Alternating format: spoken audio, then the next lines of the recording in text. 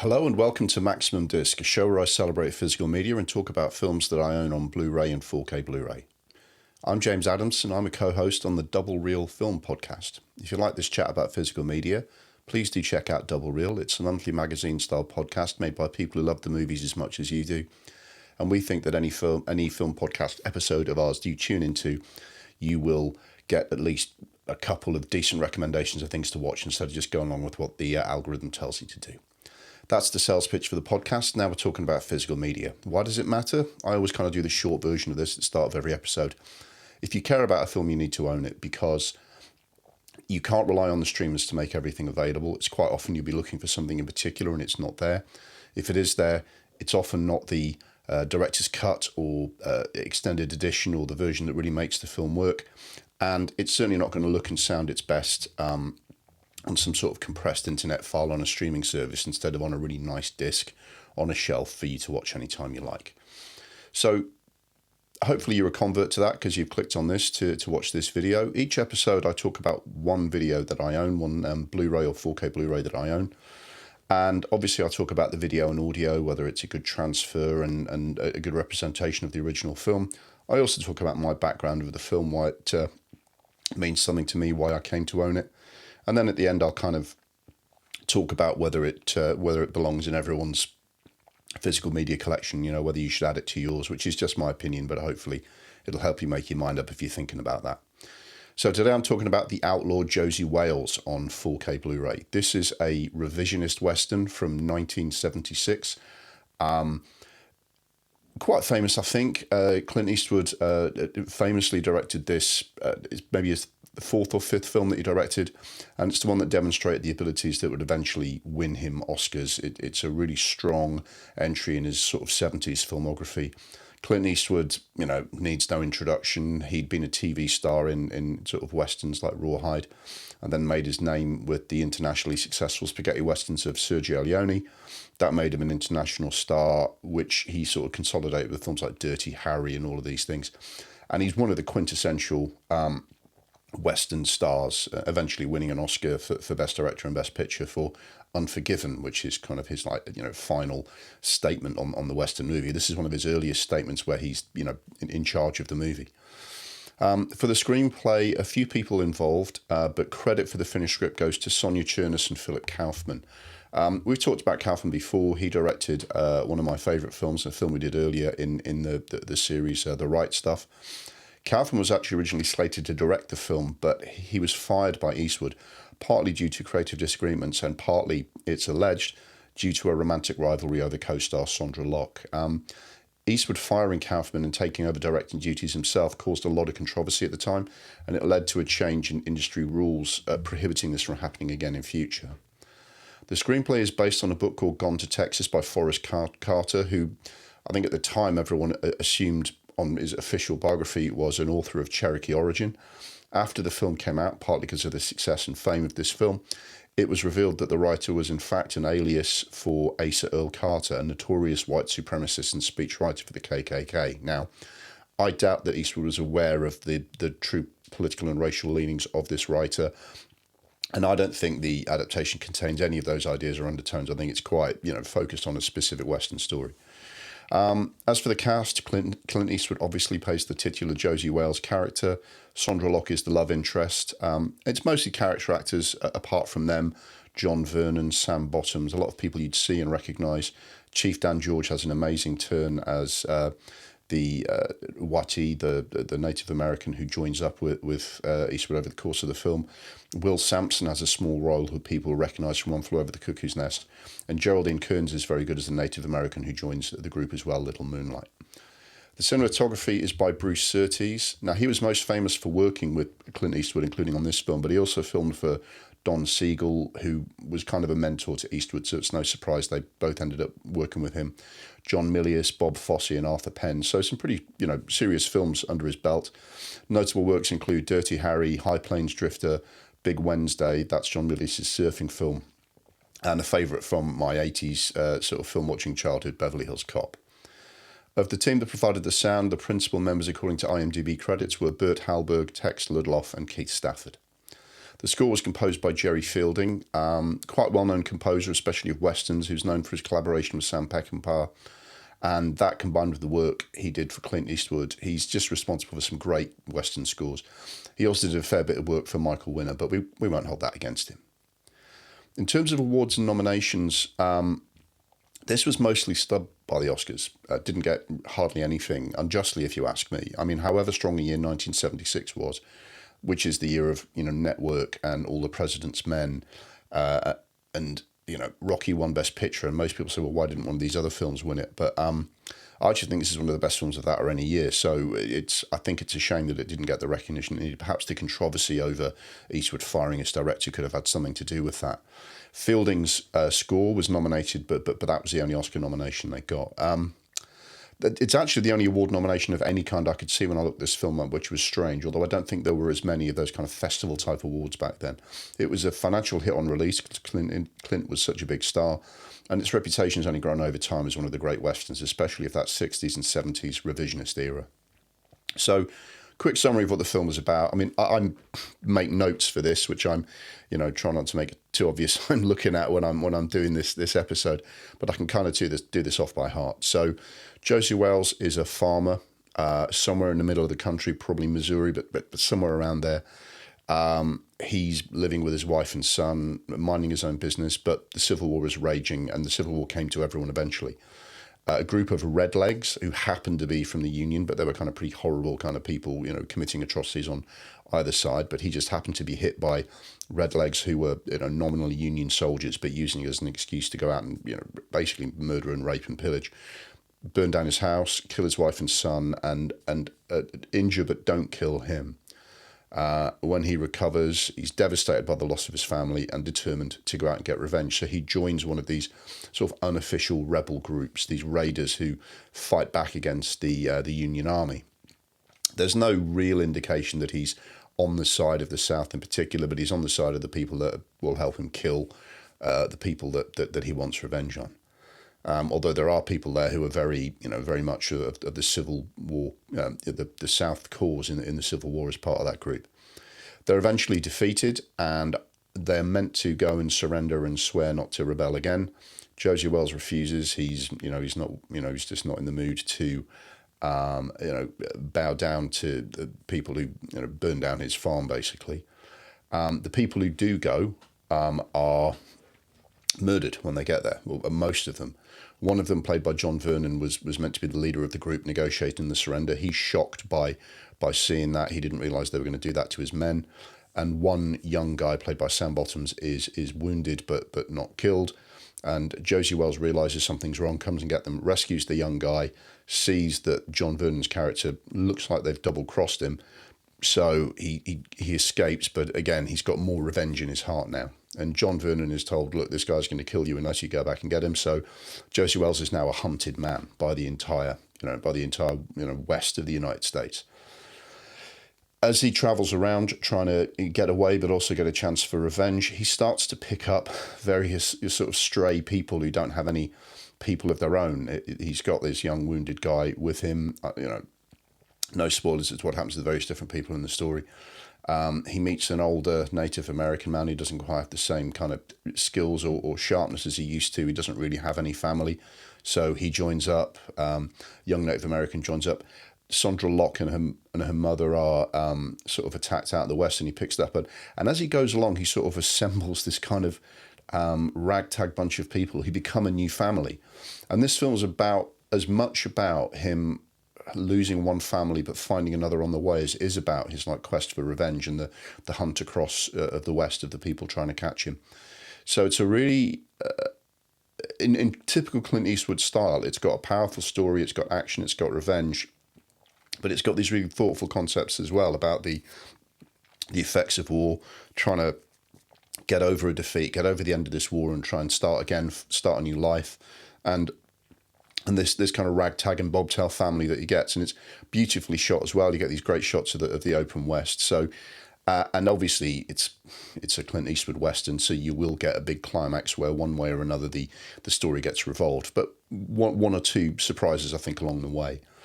My background with the film is that I don't even remember this film not being part of the picture. I mean, if I was if I was looking up films, it's one of the Clint Eastwood films that's always mentioned on his list of films. It's frequently on television.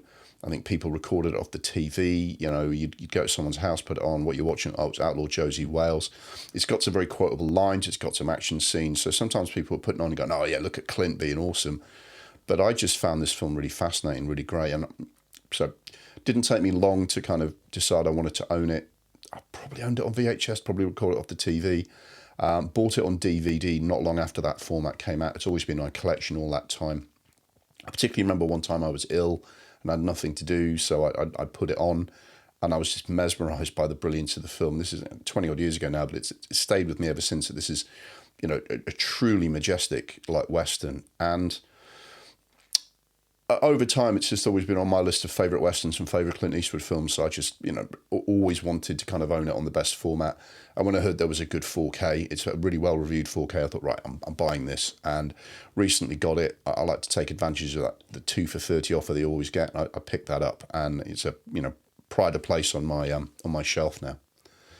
So let's talk about the disc itself. It's a very standard single disc version. It's the UK release, still rated 18. I don't think it's been re-rated. I don't think you'd rate this 18 now. I think it's a 15, but it's rated 18.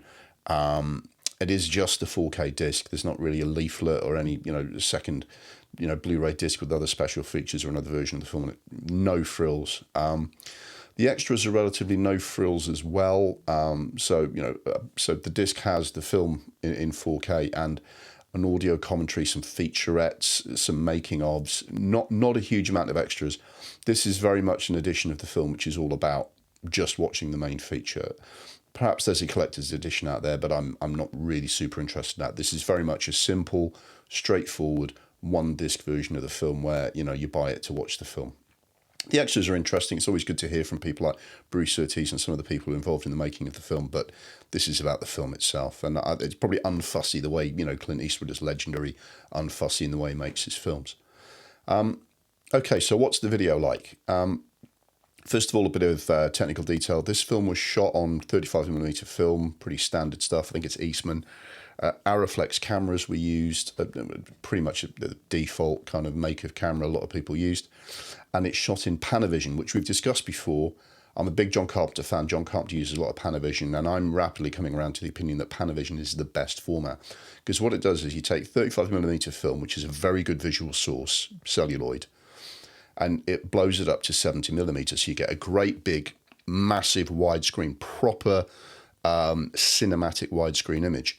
Now, we'd all love to film in 70mm, but that's really expensive. There's not ever been that many VistaVision or 70mm films made, the really big ones. But Panavision, basically, if you want, lets any film be 70mm. And Halloween by John Carpenter uses it for big, negative space. So, whether, isolate a character or have a horror character, turn up in the corner, and it's really effective that way.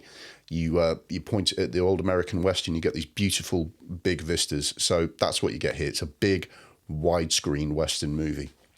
This is a recently restored film. Sometime in the last few years, someone got hold of a really good quality negative of the film, restored it, and made a really nice digital copy. Used HDR, I think, with great care and with a lot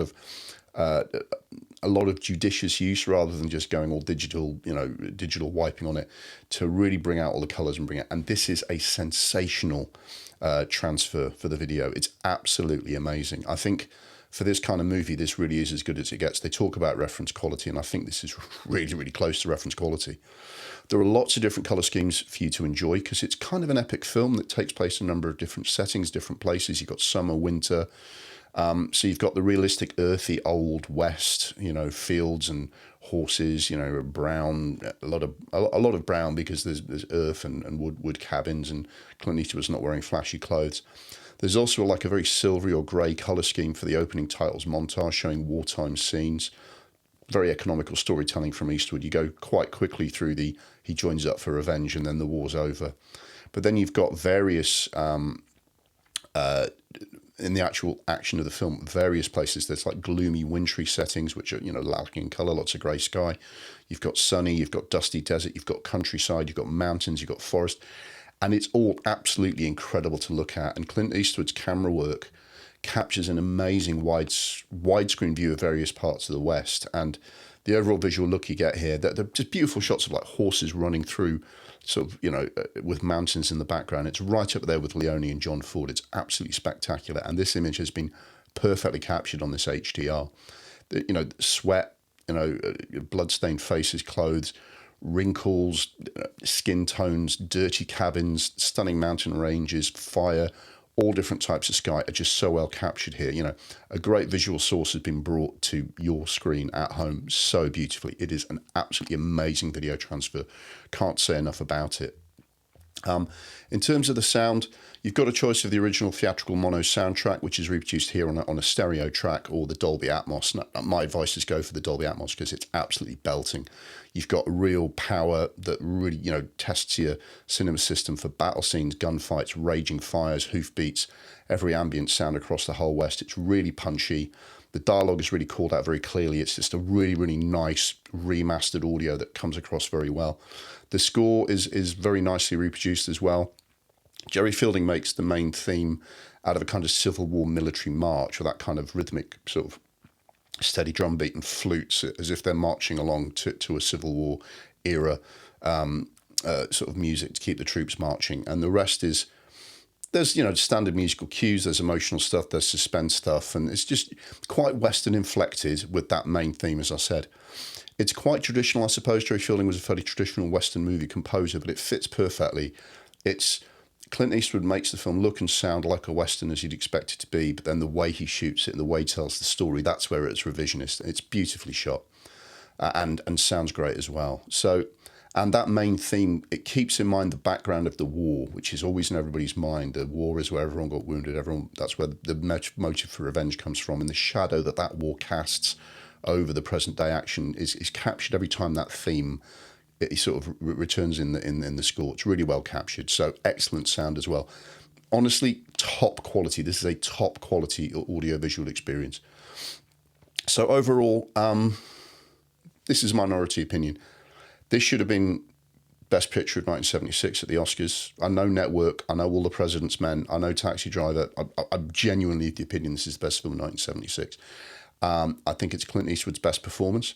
I think it's best film, and it's possibly the greatest Western of all time. Yes, I know Unforgiven is wonderful, and I'm a huge fan of Leone and all. And I'm not the biggest sort of Western expert, but of all the Westerns I've seen, this is the one that just strikes me so many times, because Clint Eastwood tells this amazing story. In his search for revenge, he finds a new family, and in the end, keeping that family together and finding a place to live with that family and surviving to a new life against all the people who want to kill him. He's got something to live for again. And that it's so beautifully captured without any preaching. And ironically, given the person who wrote the book, it's this kind of mixture of Native Americans and white people, and they're all just going to try and find a new place to live together, try and find a new niche for themselves and rebuild after the war. And out of this kind of original story, Clint Eastwood says, this majestic film. The storytelling, the direction, it's just so good. It's a fantastic film. Like I say, I think it may be the best Western of all time, and certainly my favourite Clint Eastwood film. Which makes the answer to this next question pretty obvious. Should you add this to your collection? Absolutely, yes. This is, even if you don't like it as much as I do, if you like Westerns, this Clint Eastwood Westerns are as good as it gets. They're up there with the best. And the video is so good and the sound is so good. This is such a fantastic one. The only variable might be that if you're really into collector's editions and special features and stuff, you might want to wait or go and look for a more sort of well-appointed version of the disc that's got some essays and booklets and a bit more to it. Maybe there's a steelbook out there. This is what I found, and it's just a movie, but that's all you need. I can't see a single reason why someone who, unless you can't stand Westerns at all, in which case there's nothing to say. But if you're even remotely like Westerns and Clint Eastwood, then this is an absolutely essential. And frankly, Panavision, physical media where you get to really show off your screen, it's so good. It's just so good. And I'm rambling, so I'm going to call it there. Yes, you should add The Outlaw Josey Wales to your collection. It's a fantastic film, and this edition, this release is as good as I've ever seen this film look. So that was The Outlaw Josey Wales. I hope you enjoyed this review of it. I certainly enjoyed talking to you about it. Maximum Disc has plenty of other reviews for you to look at, big and small, some more arty films than some of the well-known ones. We've got Lawrence of Arabia, we've got all sorts of things for you to look at, so please have a look through those. I hope it inspires you to add more discs to your collection. Once again, if you enjoyed the show, please do check out Double Reel. Ways to find the podcast and our socials will be on the screen in a moment. And in any event, I hope to see you again soon for more physical media chat right here on Maximum Disc. The Maximum Disc YouTube channel is brought to you by Double Reel, the monthly magazine podcast for the discerning film nerd. If you like our celebration of physical media, please check out the podcast for more chat about the films we love and hate.